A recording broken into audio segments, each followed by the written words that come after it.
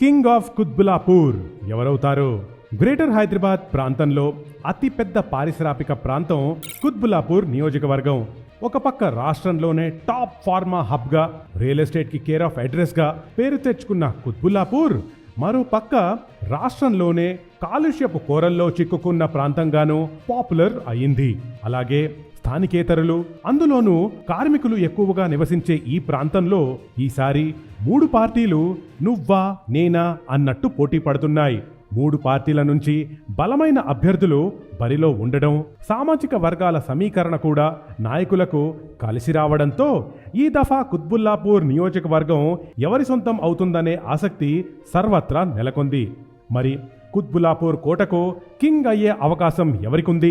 ఇక్కడి ఓటర్లు మనసు గెలిచి ఓట్లు కొల్లగొట్టే దమ్ ఎవరికుంది? ఈరోజు ఓటర్ వీడియోలో మీకోసం. ముందుగా కుత్బుల్లాపూర్ పొలిటికల్ డెమోగ్రఫీ. 2009లో నియోజకవర్గాల పునర్విభజనలో భాగంగా కుత్బుల్లాపూర్ నియోజకవర్గం ఏర్పడింది. ఉమ్మడి రంగారెడ్డి జిల్లా పరిధిలోకి ఈ నియోజకవర్గం వస్తుంది. 2016లో జిల్లాల పునర్విభజన తర్వాత ఇది మల్కాజ్గిరి పరిధిలోకి వెళ్ళింది. ఈ నియోజకవర్గం పరిధిలో గ్రేటర్ హైదరాబాద్లోని సుచిత్రా సెంటర్ మండలంతో పాటు మేడ్చల్, మల్కాజ్గిరి జిల్లాలోని కుత్బుల్లాపూర్, నిజాంపేట, కోంపల్లి, జీడిమెట్ల, బౌరంపేట, దుండిగల్, గండి మైసమ్మ మండలాలున్నాయి. తెలంగాణలో అత్యధికంగా ఓటర్లున్న నియోజకవర్గంలో కుత్బుల్లాపూర్ ఒకటి. ఇక్కడ 6,12,700 ఓటర్లున్నారు. అందులో 3,22,566 మంది పురుషులు కాగా 2,910 మంది మహిళా ఓటర్లున్నారు.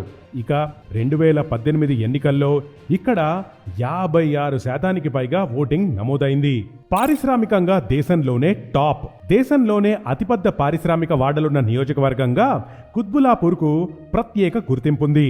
జీడిమెట్ల, జగద్గిరిగుట్ట, గాజుల రామారాం వంటి ప్రాంతాల్లో ప్రతిరోజు 2 లక్షల మంది కార్మికులు ఇక్కడ పనిచేస్తూ ఉంటారు.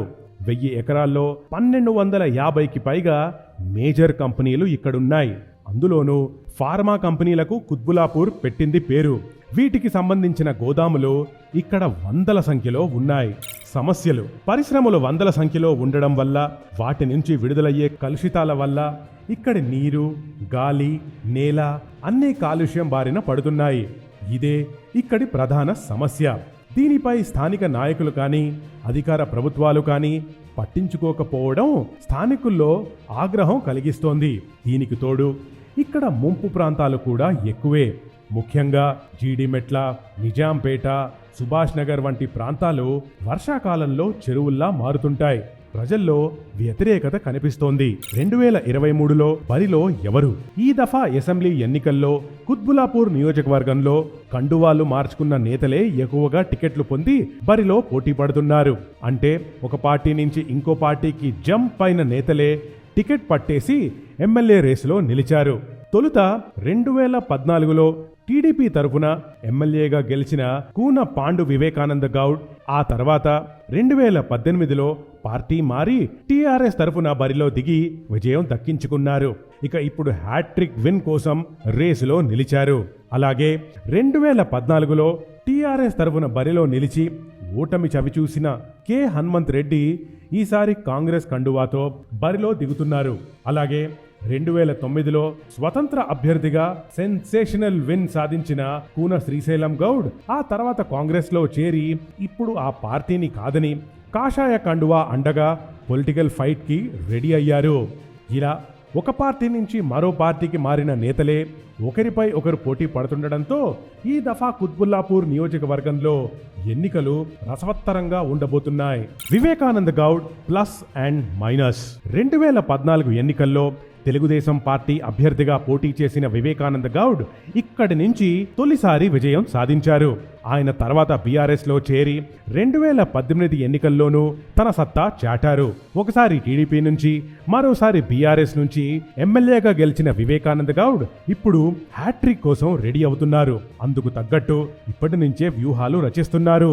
కానీ నియోజకవర్గంలో రాష్ట్ర ప్రభుత్వ పథకాలు తప్ప మరెలాంటి అభివృద్ధి పనులు చేయకపోవడం, ముఖ్యంగా రహదారులు, ఫ్లైఓవర్ల నిర్మాణం, తాగునీరు, కాలుష్య నివారణ, డ్రైనేజీల నిర్మాణం వంటి మౌలిక సదుపాయాల కల్పనలో వెనకబడటం వల్ల వివేకానంద గౌడ్ పై ప్రజల్లో వ్యతిరేకత మొదలైంది. దానికి తోడు ఇప్పటికే 2 సార్లు గెలవడంతో ఈసారి ప్రజల తీర్పు మారే అవకాశాలు కూడా లేకపోలేదు.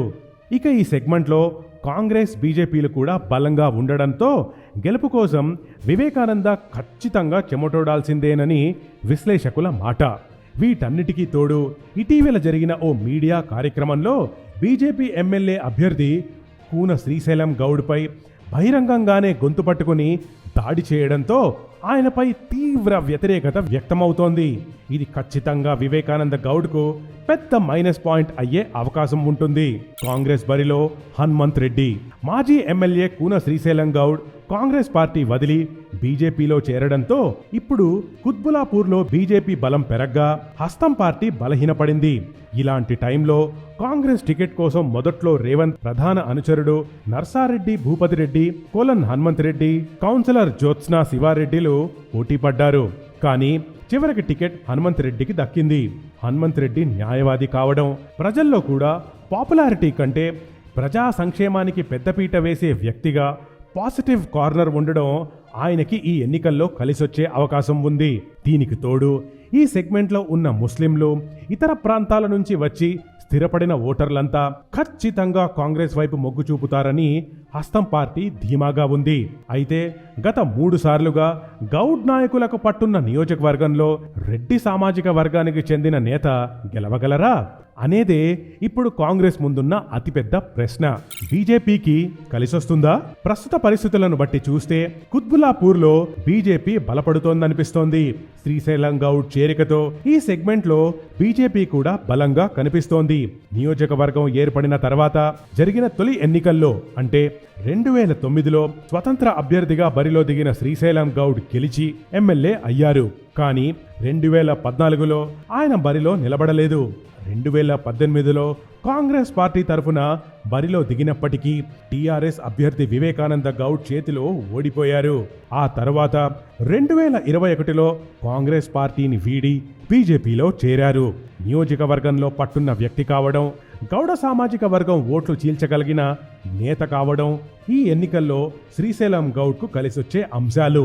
అలాగే ఇప్పటికే జీహెచ్ఎంసీ ఎన్నికల్లో టీఆర్ఎస్కు టఫ్ ఫైట్ ఇచ్చిన బీజేపీ ఇప్పుడు గ్రేటర్ పరిధిలో ఉన్న కుత్బులాపూర్లో కూడా పట్టు సాధించాలని చూస్తోంది. సామాజిక సమీకరణాలు. ఇక్కడ రాజకీయాలన్నీ కుల సమీకరణాల చుట్టే తిరుగుతుంటాయి. ఈ నియోజకవర్గంలో రెడ్డి, గౌడ, ముదిరాజ్, మున్నూరు కాపు సామాజిక వర్గాలకు చెందిన ఓటర్లు ఎక్కువ సంఖ్యలో ఉన్నారు. ప్రధానంగా గత 3 ఎన్నికల్లో గౌడ సామాజిక వర్గానికి చెందిన అభ్యర్థులే గెలుస్తూ వస్తున్నారు. అయితే ఈసారి రెడ్ల ప్రభావం ఎక్కువగా ఉండేలా కనిపిస్తోంది.